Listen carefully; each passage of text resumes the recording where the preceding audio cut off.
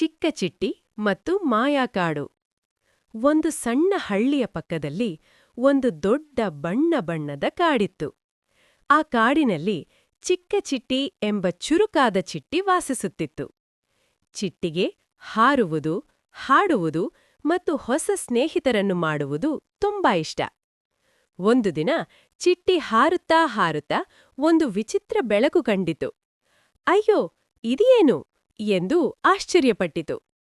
ಆ ಬೆಳಕಿನ ಹತ್ತಿರ ಹೋದಾಗ ಅಲ್ಲಿ ಮಾತನಾಡುವ ಮರ ಇದ್ದಿತು. ಮರ ಹೇಳಿತು, ಚಿಟ್ಟಿ, ನಮ್ಮ ಕಾಡಿನ ಸಂತೋಷ ಕಲ್ಲು ಕಳೆದು ಹೋಗಿದೆ. ಅದನ್ನು ಹುಡುಕಲು ನೀನು ಸಹಾಯ ಮಾಡ್ತೀಯಾ? ಚಿಟ್ಟಿ ಖುಷಿಯಿಂದ, ಹೌದು, ನಾನಂತೂ ಸಾಹಸಕ್ಕೆ ಸಿದ್ಧ ಎಂದು ಹೇಳಿತು. ಮಾರ್ಗದಲ್ಲಿ ಚಿಟ್ಟಿಗೆ ಗುಂಡು ಆನೆ, ಚುರುಕಾದ ಕೋತಿ ಮತ್ತು ಜ್ಞಾನಿ ಆಮೆ ಸಿಕ್ಕರು. ಎಲ್ಲರೂ ಸೇರಿ ಹುಡುಕಾಟ ಆರಂಭಿಸಿದರು.